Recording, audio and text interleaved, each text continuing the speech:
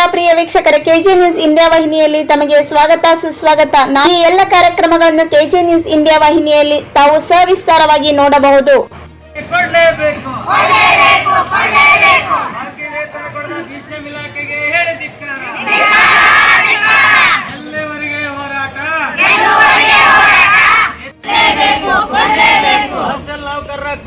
ಅಧಿಕಾರಿಗಳಿಗೆ ಹೇಳಿ ಧಿಕ್ಕಾರ. ಎಲ್ಲಿವರೆಗೆ ಹೋರಾಟ? ಎತ್ತಕ್ಕಾಗಿ ಹೋರಾಟ,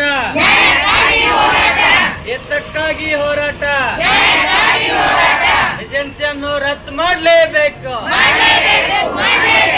ಏಜೆನ್ಸಿಯನ್ನು ರದ್ದು ಮಾಡಲೇಬೇಕು. ನೇರವಾಗಿ ಇಲಾಖೆಯಿಂದಲೇ ವೇತನ ಕೊಡಲೇಬೇಕು. ಜಿಲ್ಲಾ ಪಂಚಾಯತ್ ಅಡಿಯಲ್ಲಿ ಬರ್ತಕ್ಕಂಥ ಹಿಂದುಳಿದ ವರ್ಗಗಳ ಕಲ್ಯಾಣ ಇಲಾಖೆ, ಸಮಾಜ ಕಲ್ಯಾಣ ಇಲಾಖೆ ಹಾಗೂ ಅಲ್ಪಸಂಖ್ಯಾತರ ಕಲ್ಯಾಣ ಮೊರಾರ್ಜಿ ದೇಸಾಯಿ ವಸತಿ ಶಾಲೆಗಳಲ್ಲಿ ಸುಮಾರು ನಾವು ಅಡಿಗೆಯವರಾಗಿ, ಅಡಿಗೆ ಸಹಾಯಕರಾಗಿ, ಕಾವಲುಗಾರರಾಗಿ, ಸ್ವಚ್ಛತಾ ಸಿಬ್ಬಂದಿ ಮತ್ತು ಡಿ ಗ್ರೂಪ್ ಹೊರಗುತ್ತಿ ಆಧಾರದ ಮೇಲೆ ಸುಮಾರು 15-20 ವರ್ಷಗಳಿಂದ ಇವತ್ತು ನಾವು ಕೆಲಸ ಮಾಡ್ತಾ ಬಂದಿದ್ದೇವೆ. ಸರ್ಕಾರ ಇನ್ನೂವರೆಗೆ ನಮಗೆ ಇವತ್ತು ಸರಿಯಾದ ವೇತನ ಕೊಡ್ತಾ ಇಲ್ಲ, ಕನಿಷ್ಠ ವೇತನ ನೀಡ್ತಾ ಇಲ್ಲ ಮತ್ತು PF ESI ಸರಿಯಾಗಿ ಕಟ್ತಾ ಇಲ್ಲ. ಈಗಾಗಲೇ ನಾವು ಇದ್ರ ಬಗ್ಗೆ ಸಂಬಂಧಪಟ್ಟ ಎಲ್ಲ BCM, ಸೋಷಿಯಲ್ ವೆಲ್ಫೇರ್ ಮತ್ತು ಮೈನಾರಿಟಿ ಇಲಾಖೆ ಜಿಲ್ಲಾಧಿಕಾರಿ ಮನವಿ ಕೊಟ್ಟರು. ಇಲ್ಲಿವರೆಗೆ ಯಾವುದೇ ಒಂದು ಕ್ರಮ ತೆಗೆದುಕೊಂಡಿಲ್ಲ. ಇವತ್ತು ಮಾನ್ಯ ಶಿವ ಸಾಹೇಬರಿಗೆ ಇವತ್ತು ಮನವಿ ಕೊಡ್ಲಿಕ್ಕೆ ಬಂದಿದ್ದೇವೆ. ಒಂದು ವೇಳೆ ನಮ್ಮೆಲ್ಲ ಇವತ್ತು ಸಿಬ್ಬಂದಿಗಳ ಕಡಿಮೆ ಸಂಖ್ಯೆಯನ್ನು ಕಡಿಮೆ ಮಾಡಿದ್ದಾರೆ, ಅದನ್ನು ತಕ್ಷಣ ವಾಪಸ್ ತೆಗೆದುಕೊಳ್ಬೇಕು. ಮತ್ತು ವಿದ್ಯಾರ್ಥಿಗಳ ಸಂಖ್ಯೆ ಹೆಚ್ಚಾದರೂ ಕೂಡ ಸಿಬ್ಬಂದಿಗಳನ್ನು ತಗೊಳ್ತಾ ಇಲ್ಲ. ವಿದ್ಯಾರ್ಥಿಗಳು ಹೆಚ್ಚಾದರೆ ಸಿಬ್ಬಂದಿ ಕೂಡ ಹೆಚ್ಚು ಮಾಡಬೇಕಂತೇಳಿ ಈ ಮೂಲಕ ಆಗ್ರಹ ಮಾಡ್ತೇವೆ. ಮಾನ್ಯ ಸಿದ್ದರಾಮಯ್ಯ ಸರ್ಕಾರಕ್ಕೆ ಈಗಾಗಲೇ ನಾವು ಸುಮಾರು ವರ್ಷದಿಂದ ಕೆಲಸ ಮಾಡ್ತಾಯಿದ್ದೀವಿ. ನಮ್ಮೆಲ್ಲ ಹೊರಗುತ್ತಿಗೆ ಅಂತಕ್ಕಂಥ ಜೀತ ಪದ್ಧತಿಯನ್ನು ನಮ್ಮನ್ನು ಮುಕ್ತಿಗೊಳಿಸಬೇಕು. ನಮಗೆ ನೇರವಾಗಿ ಇಲಾಖೆಯಿಂದಲೇ ವೇತನವನ್ನು ಕೊಡಬೇಕು ಮತ್ತು ನಮಗೆ ಸೇವಾ ಭದ್ರತೆ ನೀಡಬೇಕಂತೇಳಿ ಈ ಮೂಲಕ ಸರ್ಕಾರಕ್ಕೆ ತಮ್ಮ ಮುಖಾಂತರ ಇವತ್ತು ಆಗ್ರಹ ಮಾಡ್ತೇನೆ. ಹೊರಗುತ್ತಿಗೆ ನೌಕರರಿಗೆ ಭಾಳಷ್ಟು ಶೋಷಣೆ ನಡೆದಿದೆ. ಇವತ್ತು ಒಂದು ಕಡೆ ಸರ್ಕಾರ ಸಿಬ್ಬಂದಿ ಕಡಿತ ಮಾಡ್ತಾ ಇದೆ. ಇವತ್ತು ಪ್ರತಿ ಹಾಸ್ಟೆಲ್ನಲ್ಲೂ ಕೂಡ ಒಬ್ಬೊಬ್ಬರನ್ನು 6 ಜನ ಇದ್ದಲ್ಲಿ 5 ಜನ, 5 ಜನ ಇದ್ದಲ್ಲಿ 4 ಜನ. ಹೀಗಾಗಿ ಮುಂಜಾನೆ 6 ಗಂಟೆ ಹೋದ್ರೆ ರಾತ್ರಿ 9 ಗಂಟೆ 10 ಗಂಟೆವರೆಗೂ ಕೂಡ ಕೆಲಸ ಮಾಡೋ ಪರಿಸ್ಥಿತಿ ಬಂದಿದೆ.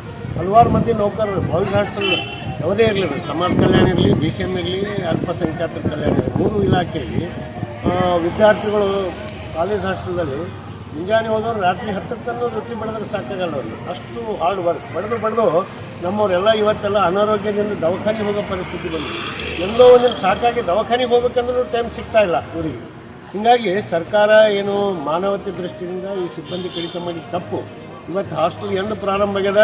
ಕಳೆದ 50 ವರ್ಷದಿಂದಲೂ ಕೂಡ ಈ 3 ಜನ 50 ಜನಕ್ಕೆ 3 ಜನ ಸಿಬ್ಬಂದಿ ಇದ್ದರು, 100 ಜನಕ್ಕೆ 5 ಜನ ಇದ್ದರು. ಆದರೆ ಏಕಾಏಕಿ ಸಿದ್ದರಾಮಯ್ಯನ ಸರ್ಕಾರ ಬಂದಾಗ ಹಿಂದೂ ಕೂಡ ಹೀಗೆ ಮಾಡಿತ್ತು. ನೇರ ನೇಮಕಾತಿಯಿಂದ 5,000 ಜನರಿಗೆ ಕೆಲಸ ಕಳೆದಿತ್ತು. ಈಗ ಪುನಃ ಸಿಬ್ಬಂದಿ ಕಡಿತ ಮಾಡಿ ಒಂದು ಕಡೆ ಕೆಲಸ ಹೋಗೋದಲ್ಲದೆ ಇದ್ದಂಥ ಸಿಬ್ಬಂದಿಗೆ ಪೂರ ಸಂಕಷ್ಟದಲ್ಲಿ ಒದ್ದಾಡೋ ಪರಿಸ್ಥಿತಿ. ಹೊಟ್ಟಿಪಾಡಿಗಾಗಿ ಎಷ್ಟೇ ಕಷ್ಟ ಬಂದರೂ ದುಡಿಬೇಕಂತೇಳಿ ಅನಿವಾರ್ಯ ಪರಿಸ್ಥಿತಿ ಹೆಣ್ಮಕ್ಳು ದುಡಿತಾರಂದ್ರೆ ಮನುಷ್ಯರಾಗಿ ದುಡಿಸ್ಕೋಬೇಕು, ಹೊರತಾಗಿ ದನಗಳ ರೀತಿ ಪ್ರಾಣಿಗಳಂತೆ ದುಡಿಸ್ಕೊಂಡು ಸರಿಯಲ್ಲ. ಸರ್ಕಾರ ಅದು ನೀತಿ ಕೈ ಬಿಡಬೇಕು. ಸಿಬ್ಬಂದಿ ಕಡಿತ ಮಾಡಿ ವಾಪಸ್ ತಗೋಬೇಕು. ಅಲ್ಲದೆ ಪ್ರತಿ ತಿಂಗಳ 5ನೇ ತಾರೀಕು ವೇತನ ಕೊಡಬೇಕಂತಿದೆ. ಆದರೆ ಇವರು ವೇತನ ಎಲ್ಲಿ ಕೊಡ್ತಾ ಇದ್ದಾರೆ? 6 ತಿಂಗಳ, 5 ತಿಂಗಳ, 7 ತಿಂಗಳ ಮನಸ್ಸು ಬಂದಂಗೆ ಶಾಲೆ ಕೊಡ್ತಾರೆ. ಆದರೆ ಇವ್ರಿಗೆ ಸರ್ಕಾರಕ್ಕೆ ಬೇರೆ ಬೇರೆ ಎಲ್ಲ ಬಜೆಟ್ ಇರ್ತದೆ ಕೊಡ್ಲಿಕ್ಕೆ. ನಮ್ಮ ಹೊರಗುತ್ತಿಗೆ ನೌಕರಿಗೆ ಬಜೆಟ್ ಇಲ್ಲೇನು. ಆ ಕಚೇರಿಯಲ್ಲಿ ಹೋಗಿ ನೋಡ್ಬೇಕು, ಅವ್ರದ್ದು ಬಿಲ್ಗಳು ಎಷ್ಟಿರ್ತಾವೆ. ಕೋಟಿ ಬಜೆಟ್ ಖರ್ಚು ಹಾಕಿರ್ತಾರೆ. ಆದರೆ ನಮ್ಮ ಹೊರಗುತ್ತಿಗೆ ನೌಕರದ ಬಜೆಟ್ ಬಂದಿಲ್ಲ. ನ್ಯಾಯಾಧಿಕಾರಿ ಹಿಡಿದು ಇವತ್ತು ಪ್ರಿನ್ಸಿಪಾಲ್ ಸೆಕ್ರೆಟರಿ ಹಿಡಿದು ಕೂಡ ಕೆಳಗ ಇಲ್ಲಿ ತಾಲೂಕಾ ಅಧಿಕಾರಿ ತನೂ ಕೂಡ ಅವ್ರಿಗೆ ಏನು ಮಾಮೂಲು ಸಿಗ್ತದೆ ಆ ಬಿಲ್ಗಳು ಮೊದಲು ಮಾಡ್ಕೋತಾರೆ. ಹೊರಗುತ್ತಿಗೆ ನೌಕರ ಕಡೆ ನೋಡಲ್ಲ. ಮತ್ತು ಇಡೀ ಹಾಸ್ಟೆಲ್ ನಡೆದ ಹೊರಗುತ್ತಿಗೆ ನೌಕರ ಮೇಲೆ ಯಾವ ಖಾಯಂ ನೌಕರರು ಕೆಲಸ ಮಾಡಲ್ಲ. ಹೊರಗುತ್ತಿಗೆ ನೌಕರ ಮೇಲೆ ಹಾಸ್ಟೆಲ್ ನಡೆಸಿ ಹೊರಗುತ್ತಿಗೆ ನೌಕರರಿಗೆ ಶೋಷಣೆ ಮಾಡ್ತಾರಂದ್ರೆ ಇದು ಭಾಳ ದೊಡ್ಡ ಅನ್ಯಾಯ ಅದ. ಸರ್ಕಾರ ಕೂಡಲೇ ಅವ್ರ ಬಾಕಿ ವೇತನ ಪಾವತಿ ಮಾಡಬೇಕು. ಈಗಾಗಲೇ ಮೊನ್ನೆ ನಾವು 3ನೇ ತಾರೀಕಿಗೆ ಬೆಂಗಳೂರಿನಲ್ಲಿ ಒಂದು ಹೋರಾಟ ಮಾಡಿದೆವು BCM ಇಲಾಖೆ. ಅವಾಗ ಅಲ್ಲಿ ನಮ್ಗೆ ಅವರು ಪೊಲೀಸರು ಅರೆಸ್ಟ್ ಮಾಡಿದ್ರು. ಇಲ್ಲ ಇಲ್ಲಿ ಆಫೀಸ್ ಅದ, ನೀವು ಕೂಗಬಾರ್ದು ಅಂತೇಳಿ. ಅದನ್ನು ಕೂಡ ನಾವು ಅಲ್ಲಿ ಮುತ್ತಿಗೆ ಹಾಕಿದೆವು. ಅವಾಗ ನಮ್ಗೆ ಅರೆಸ್ಟ್ ಮಾಡಿ ಅವರು ಎಲ್ಲಿ ಒಂದು ಮೈದಾನಕ್ಕೆ ಹೋಯ್ದ್ರು, ಪೊಲೀಸ್ ಮೈದಾನಕ್ಕೆ. ಅಲ್ಲಿ ಬಿಡ್ತೀವಿ ಅಂದ್ರೆ ನಾವು ಇಲ್ಲೇ ಕೂಡ್ತೀವಿ, ನಮ್ಮದು ವೇತನ ಪಾವತಿ ಆಗೋರು ಹೋಗಲ್ಲ ಅಂತ ಪಟ್ಟು ಹಿಡಿದಿದ್ರು. ಅವಾಗ ಅವ್ರಿಗೆ 19ನೇ ತಾರೀಕು ಒಂದು ಸಭೆ ಕರೆದಿದ್ದಾರೆ. ಆ ಸಭೆಯಲ್ಲಿ ನಿಮ್ಮ ಸಮಸ್ಯೆಗಳು ಇತ್ಯರ್ಥ ಮಾಡ್ತೀವಿ ಅಂತ ಹೇಳ್ತಾರೆ. ಆದರೆ ಏನೂ ಸಮಸ್ಯೆಗಳು ಇತ್ಯರ್ಥ ಮಾಡಲ್ಲ. ಈ ನಾಲಾಯಕ ಸರ್ಕಾರ ಇವತ್ತು ಹೊರಗುತ್ತಿಗೆ ನೌಕರರ ಬಗ್ಗೆ ಕಾಳಜಿ ಮಾಡಿ ಅವರು ಸಮಸ್ಯೆಗಳೆಲ್ಲ ಬಗೆಹರಿಸಬೇಕು. ಅವ್ರಿಗೆ ಸೇವಾ ಭದ್ರತೆ ಕೊಡಬೇಕು. ಯಾರೋ ಖಾಯಂ ನೌಕರರು ಬರ್ತಾರೆ ಎಂಬುದು ಇವ್ರಿಗೆ ಕೆಲಸದಿಂದ ತೆಗೆದುಬಿಡೋದು ಅತಂತ್ರ ಪರಿಸ್ಥಿತಿ ಅದ. ಅದಕ್ಕೆ ಮೊದಲನೇದಾಗಿ ಸೇವಾ ಭದ್ರತೆ ಕೊಡಬೇಕು. ಅವ್ರು ಬಾಕಿ ವೇತನ ಕೊಡಬೇಕು. ಮಕ್ಕಳ ಸಂಖ್ಯೆ ಅನುಗುಣವಾಗಿ 100 ಮಕ್ಕಳಿದ್ದಲ್ಲಿ ಮೊದಲ 6 ಜನ ಇದ್ದರು. ಈಗ 200 ಜನ ಮಕ್ಕಳಿದ್ರು ಅದೇ 6 ಜನನೇ ಇರಬೇಕಂತ ಹೇಳ್ತಾರೆ ಅವರು. ಅದು ಭಾಳಷ್ಟು ಮಾನವತೆ ಇಲ್ಲದಂಥ ಪರಿಸ್ಥಿತಿಯಲ್ಲಿ ದುಡಿಸ್ಕೊಂಬ ಪರಿಸ್ಥಿತಿ ಅದ. ಅದಕ್ಕಾಗಿ ಕೂಡಲೇ ಸರ್ಕಾರ ಎಷ್ಟೊತ್ತು ನಮ್ಮ ಹಾಸ್ಟೆಲ್ ನೌಕರರ ಸಮಸ್ಯೆಗಳ ಬಗ್ಗೆ ಈ ಕಡೆ ನೋಡಬೇಕು ತಿರುಗಿ ಅಂತ ಹೇಳ್ತಾ ಇದ್ದೇವೆ. ಅಲ್ಲದೇ ನಾವು ಇವತ್ತಿಲ್ಲಿ ಈ ಒಂದು ಹೋರಾಟ ಮೂಲಕ ಸರ್ಕಾರಕ್ಕೆ ಒಂದು ಸವಾಲು ಹಾಕ್ತಾ ಇದ್ದೀವಿ. ಒಂದು ವೇಳೆ ನೀವು ಮುಂದೆ ಒಂದು ವಾರದೊಳಗಾಗಿ ನಮ್ಮದು ಒಂದು ವೇತನ ಪಾವತಿ ಇಲ್ಲ ಅಂದರೆ ಮತ್ತೆ ನಾವು ಬೆಂಗಳೂರು ಚಲೋ ಅಕ್ಟೋಬರ್ದಲ್ಲಿ ಬೆಂಗಳೂರು ಚಲೋ ಕೆಲವೊಂದೆಲ್ಲ ಹಾಸ್ಟೆಲ್ಗಳು ರಜೆ ಬರ್ತಾವೆ. ಅದಕ್ಕಾಗಿ ಬೆಂಗಳೂರಿನಲ್ಲಿ ಈ 1,000 ಜನ ಮಾಡಬೇಕಂತ ಕೂಡ ನಾವು ತೀರ್ಮಾನ ಮಾಡಿದ್ದೀವಿ.